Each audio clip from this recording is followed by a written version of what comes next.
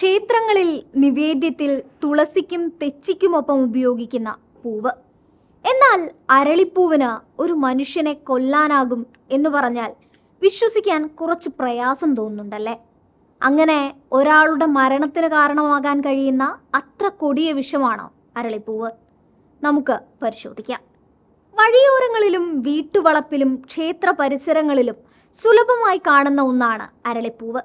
സുഗന്ധവും അഴകുമുള്ള അരളിപ്പൂവിനെ സൂര്യയുടെ മരണത്തോടെ ആളുകൾ ഭയന്നു തുടങ്ങിയിട്ടുണ്ട്.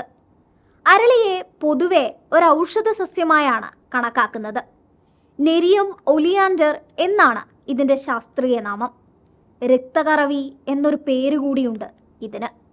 അരളിയുടെ വേര്, ഇല എന്നിവിടങ്ങളിൽ നിന്ന് വേർതിരിച്ചെടുക്കുന്ന ഗ്ലൈക്കോസൈഡുകൾ ഹൃദയപേശികളിൽ പ്രവർത്തിച്ച് അതിൻ്റെ സങ്കോച വികാസങ്ങളുടെ ശേഷി വർദ്ധിപ്പിക്കുന്നതായി ഗവേഷകർ കണ്ടെത്തിയിട്ടുണ്ട്. കൂടാതെ വേരിലെ തൊലിക്ക് ശ്വാസകോശത്തിൻ്റെ സങ്കോച വികാസശേഷി വർദ്ധിപ്പിക്കുന്നതിനുള്ള കഴിവുണ്ടെന്നും കണ്ടെത്തിയിട്ടുണ്ട്. എന്നാൽ വളരെ കുറഞ്ഞ അളവിൽ മാത്രമേ അരളി ഔഷധങ്ങളിൽ ഉപയോഗിക്കാൻ പാടുള്ളൂ, അല്ലെങ്കിൽ വിപരീത ഫലമാണ് ഉണ്ടാവുക. ആയുർവേദ ഗ്രന്ഥങ്ങളിലും അരളിയെ ഔഷധമായാണ് പരാമർശിക്കുന്നത്. വ്രണങ്ങളിലും കുഷ്ഠരോഗം പോലുള്ള രോഗങ്ങൾക്ക് പുറമേ പുരട്ടുന്നതിനും ഇത് നല്ലതാണെന്നാണ് ആയുർവേദം പറയുന്നത്.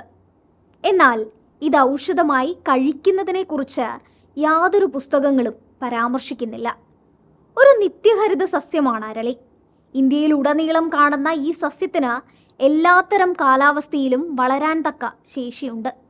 മഞ്ഞ, ചുവപ്പ്, വെളുപ്പ് തുടങ്ങിയ നിറങ്ങളിലുള്ള പൂക്കൾ ഉണ്ടാകുന്ന അരളിച്ചെടികൾ കണ്ടുവരുന്നുണ്ട്. ഏകദേശം 3 മീറ്റർ വരെ പൊക്കത്തിൽ വളരുന്ന അരളിച്ചെടിയുടെ തൊലിക്ക് ചാരനിറമാണ്. നീണ്ടു കൂർത്ത ഇലകളുള്ള ചെടിയിൽ കുലകളായാണ് പൂക്കൾ ഉണ്ടാകുന്നത്. ഈ ചെടിക്ക് വെളുത്ത നിറത്തിൽ കറയുമുണ്ട്. അരളിയുടെ എല്ലാ ഭാഗവും വിഷമുള്ളതാണെന്നാണ് നിഗമനം. ഇത് വിഷമാകുന്നത് എപ്പോഴാണെന്നോ? ഈ ചെടിയുടെ ഏതെങ്കിലും ഒരു ഭാഗം ചെറിയ അളവിലെങ്കിലും മനുഷ്യരുടെ ഉള്ളിൽ പോയാൽ വിഷബാധയേൽക്കാനുള്ള സാധ്യതകൾ കൂടുതലാണ്. ഈ ചെടി കത്തിച്ച പുക ശ്വസിച്ചാലും വിഷബാധയേൽക്കാം.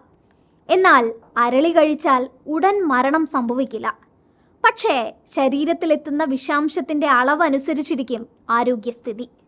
അരളിയുടെ വിഷം ഹൃദയം, നാഡീവ്യൂഹം, ആമാശയം എന്നിവയെ ബാധിക്കാം. രക്തം കട്ടപിടിക്കുന്ന സംവിധാനം തകരാറിലാക്കാം.